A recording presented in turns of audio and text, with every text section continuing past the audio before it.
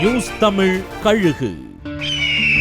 தமிழ்நாடு வணிகர் சங்கங்களின் பேரவையோட அடுத்த தலைவர் பதவிக்கு கடும் போட்டி நிலவுதான்.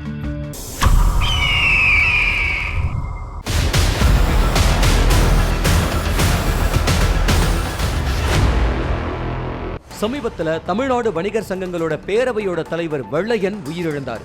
அவரோட மறைவுக்கு அப்புறமா அடுத்த தலைவர் யார் அப்படிங்கிற கேள்வி எழுந்திருக்கு.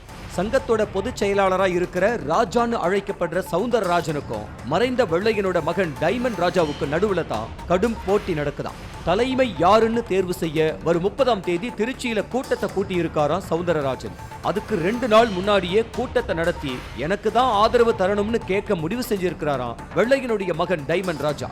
என்னதான் தலைவரோட மகனாக இருந்தாலும் கூட மாவட்ட தலைவர்களோட ஆதரவு என்னவோ சவுந்தரராஜனுக்கு தான் இருக்கான். சீக்கிரம் அவரே தேர்ந்தெடுக்கப்படலாம்னு சொல்றாங்க சங்க உள் விவகாரம் தெரிஞ்சவங்க.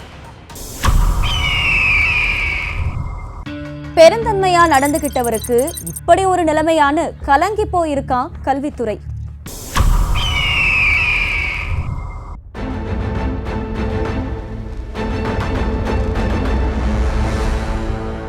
மகாவிஷ்ணுவோட சர்ச்சைக்குரிய சொற்பொழிவு விவகாரத்துல 3 வருஷமா சென்னை மாவட்ட முதன்மை கல்வி அதிகாரியா இருந்த மாஸ் தஞ்சாவூர்ல நூலகத்துக்கு பணி இடமாற்றம் செய்யப்பட்டிருக்காரு.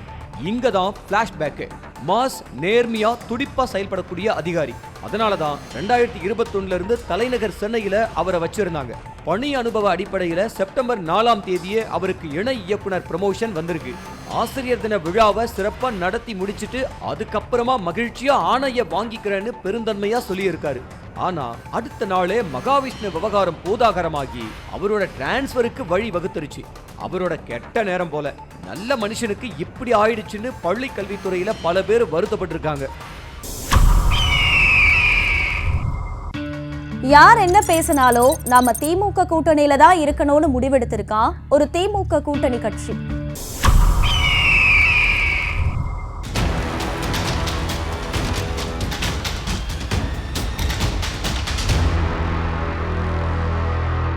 திமுக கூட்டணியில பிசிக்கு அதிருப்தியை வெளிப்படுத்துற மாதிரியான நிகழ்வுகள் நடந்துட்டு வர்ற நிலையில திமுக கூட்டணி தொடருமா அப்படிங்கிற கேள்வி எழுந்திருக்கு.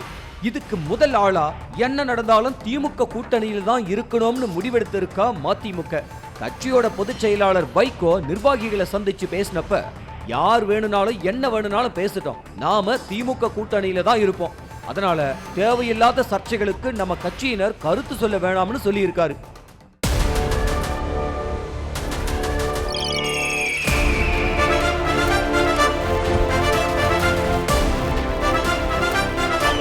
நியூஸ் தமிழ் கழுகு.